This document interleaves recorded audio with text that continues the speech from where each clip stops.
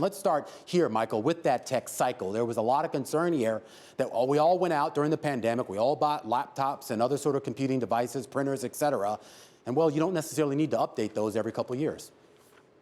Well, that's true, and we saw that in the results today. Same-store sales down 10%. They were down 10% last year for the full year. So clearly, there is some give back from that pull forward.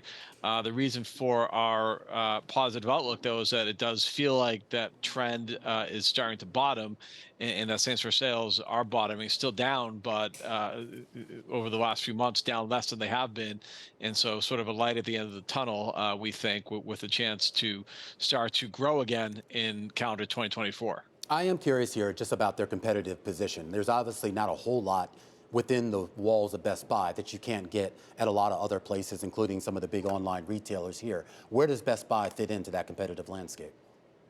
Yeah, well, in terms of an all-in-one, all-encompassing solution, what Best Buy offers is not only the whole suite of products, but services, and I think that's become much more important.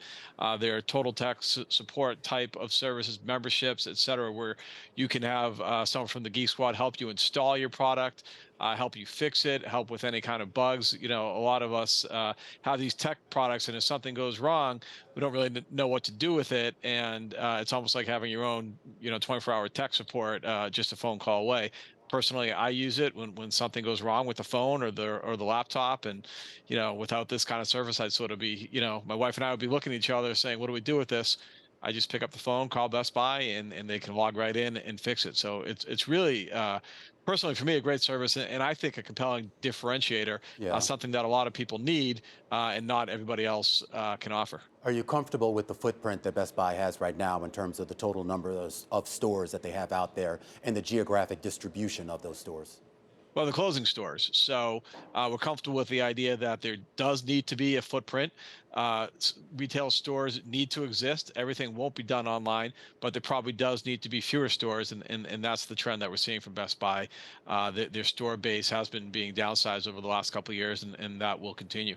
And by the way, for whatever it's worth, that's a really strong area of cost savings for them. We all know there's been a lot of inflation in costs, labor, et cetera. But Best Buy's cost between 2019 and based on at least their guidance for this year will essentially be flat over that period. Certainly, better than what we're seeing from other retailers. I do want to get your thoughts on leadership. When Corey Barry who was sort of ascended to the throne, I think that was sort of right before the pandemic, as CEO, there was a lot of optimism about her, as most people saw her as a real power behind the throne of her predecessor here. Now, where are we, like 3 to 4 years later here? How do you rate her performance? I think she's done a great job. She did a great job, or the company with her team did a great job in capitalizing on the trends during the pandemic. That wasn't easy with the huge increase in demand, standing up things like curbside pickup and really leaning into that omni-channel model quickly. So you give her great marks for that. And it's been a tough environment.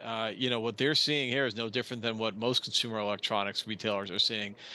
So it's sort of out of their hands in a lot of ways in terms of the demand, but what they're doing in terms of keeping the costs in check, as I mentioned, as well as inventory. That this is one area of retail or one company within retail that has not had much of an inventory problem at all, and we know that's different from a lot of retailers. So I think you give her good marks for performing well over the last couple of years in what has become a really, really difficult consumer electronics environment.